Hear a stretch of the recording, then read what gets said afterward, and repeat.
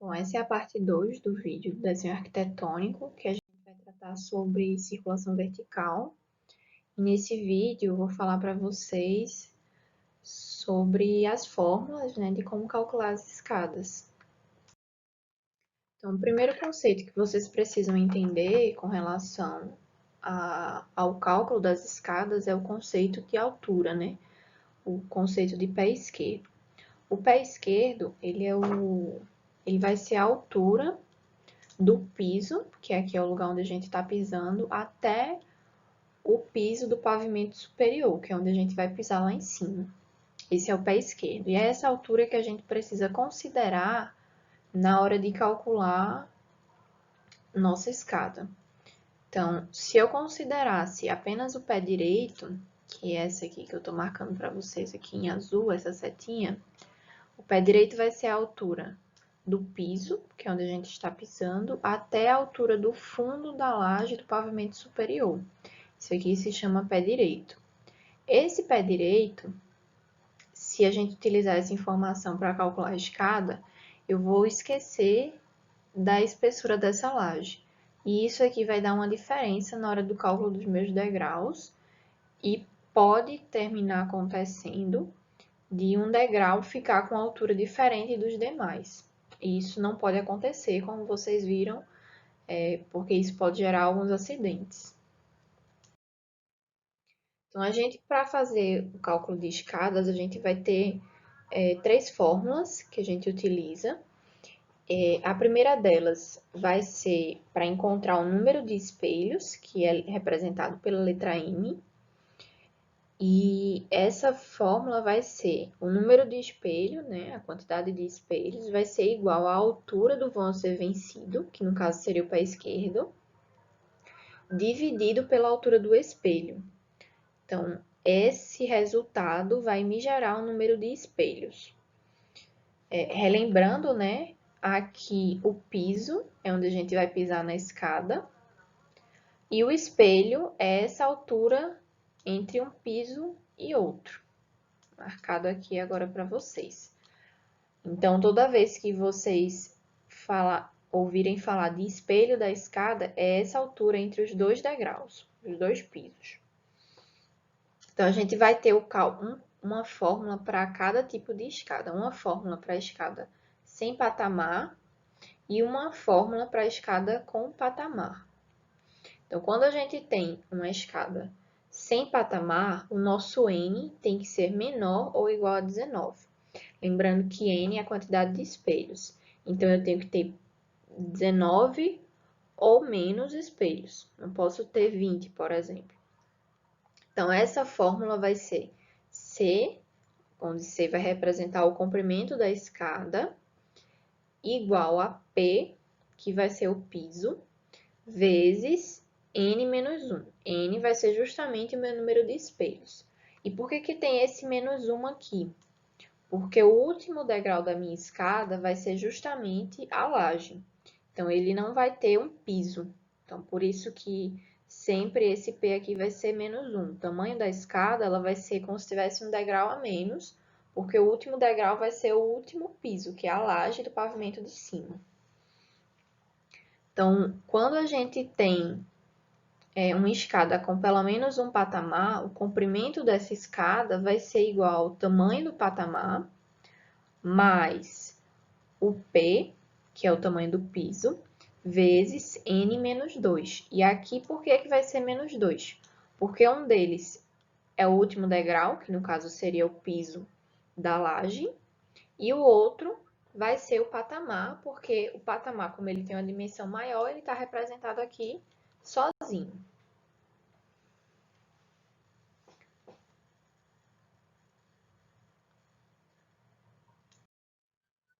Então, a outra fórmula que a gente utiliza também no cálculo de escadas é a fórmula de Blondel. A fórmula de Blondel ela é uma fórmula de conforto, porque ela faz o estudo do tamanho da passada do ser humano, da passada média. E com base nesse estudo, ela vai ajudar a estabelecer o tamanho do espelho e o tamanho do piso, de forma que você não escolha um piso que seja muito pequeno e o espelho muito grande e de forma que fique desproporcional, que é justamente o que está aqui representado nessa figura aqui. Então, por isso que a gente tem uma dimensão padrão para o espelho, né, para o espelho, e uma dimensão padronizada para o piso. A gente precisa conseguir fazer o cálculo tanto da parte ergonômica quanto da parte mais econômica da escada. Então, a fórmula de Blondel vai ser representada pela letra K, e esse K ele vai ser o coeficiente que vai corresponder a essa distância média do passo humano, e ele vai ser estabelecido pela fórmula 2 vezes o espelho, que é a altura do degrau do espelho, mais a distância do piso. E esse conjunto aqui, esse 2 vezes o espelho mais o piso, ele vai ser um valor, ele tem que ser um valor entre 63 e 65 centímetros, onde a escada que apresenta o coeficiente de Blondel de tamanho 63 vai ser uma escada mais econômica, e as outras dimensões elas são usadas para escadas mais nobres, porque termina inclusive gastando mais material, e por isso que essa escada ela vai ser mais nobre, que é uma escada com espelho maior, um espaço mais confortável. Então, o dimensionamento pela fórmula de Blondel ele vai ser feito fixando um dos valores.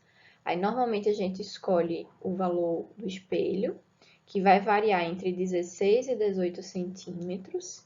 E a gente vai calcular o outro valor, que no caso seria a letra P, que seria o tamanho do piso. Então, aqui um exemplo, né? No caso de uma escada econômica, onde o coeficiente vai ser igual a 63 centímetros, a gente vai escolher, aqui no exemplo, o tamanho do espelho com 17 centímetros. Então, eu vou ter 2 vezes E mais P igual a K, que é a fórmula. Então, 2 vezes 17, que é o tamanho do meu espelho, mais P vai ser igual a 63. Então, nesse caso, o meu resultado deu 29 centímetros. Isso vai significar o quê? Que o degrau dessa escada ele vai ter 17 centímetros de altura, que seria o espelho, e 29 centímetros de piso. Então, de acordo com a norma da BNT, a 9050, a gente vai ter alguns dimensionamentos padronizados, né? E no caso, o tamanho do piso ele vai estar entre 28 centímetros e 32 centímetros. O tamanho do espelho ele vai estar entre 16 e 18 centímetros. E a fórmula de Blondel, né, que é o coeficiente de conforto da passada humana, ela vai estar entre 63 centímetros e 65 centímetros. E aqui é uma informação do grau de inclinação da escada conforme o ábaco, que aí de acordo com a altura do espelho, essa escada vai ter uma inclinação diferente. Então, no caso aqui, ó, para a escada que tem uma inclinação, uma altura igual a 16 centímetros do espelho, ela vai ter uma inclinação de 26,57 graus. E no caso de uma escada com 18 centímetros de espelho, ela vai ter uma inclinação igual a 32,74 graus. Então, agora que vocês já conheceram um pouquinho sobre as fórmulas, a gente vai praticar fazendo o desenho de uma escada de lance único, uma escada reta. Então, vocês vão receber uma atividade e nessa lista vai ter o passo a passo com o desenho da escada de como ele deve ser construído.